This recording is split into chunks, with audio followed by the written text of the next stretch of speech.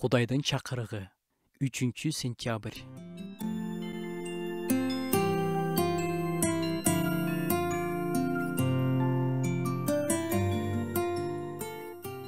Бардык нерсе жакшылыкка болоорун билебиз. Бардыгына белгилүү сөздөр римдиктерге жазылган каттан алынган бир аяттан үзүндү.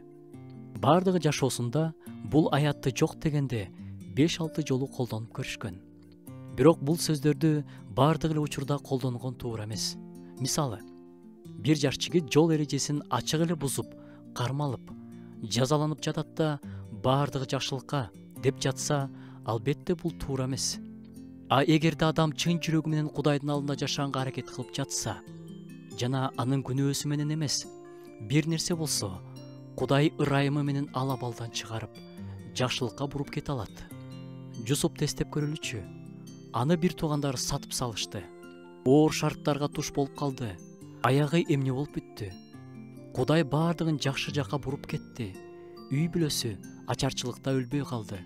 Жусуп билген, бардыгынын үстүндө Кудай турат. Ичи тар адамдар Кудайдын пландарын бузуп кое алышпайт. Ал Мисирдин үстүндө бийлик кылып турганда да, колунан келип турганда да өч алайын деген эмес. Анткени бардыгынын үстүндө Кудай турат. Жана ал бардыгын жакшылыкка буруп түздөп кете аларына ишенген.